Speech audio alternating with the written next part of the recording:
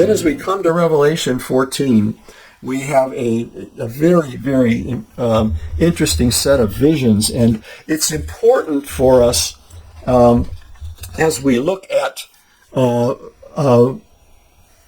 these visions that we understand it's not a collection of random visions, but a cohesive, interrelated series of developments, okay? And so one of the things that we've tried to do here, and what I've tried to do in the book, and I spent really episodes 28 to 32 of this podcast going extensively through what I have in my book, The Threshold of Exile, in chapters 13 to 16, is to try to dispel this idea of eternal conscious torment.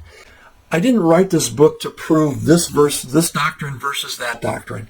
I didn't write it to say this is a doctrine about the coming of Jesus. Here's another doctrine about the fate of the lost. Okay, so what I attempted to do in the book is to help the reader understand the historical context of the New Testament. And when we understand that, certain theological ideas come to the surface.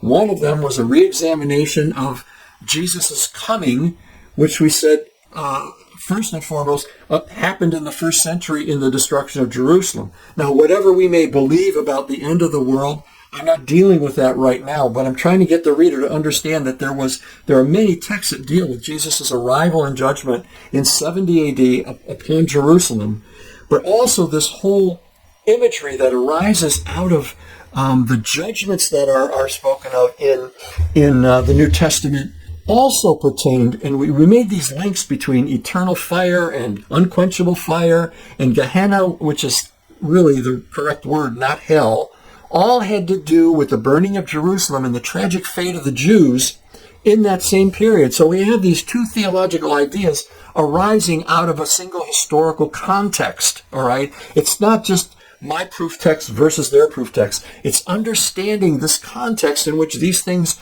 occurred and are written and they're said, and how the disciples and how Jesus himself mined these ideas back from their imagery in the Old Testament. These things are all descriptions that are used in the Old Testament that are being brought back and put before Israel to say, look, this is all going to happen again as it happened in your history in 722 BC when Assyria destroyed the northern kingdom, and in 586 BC when Babylon destroyed the southern kingdom. Again, in 70 AD, there's going to be a destruction by the Romans.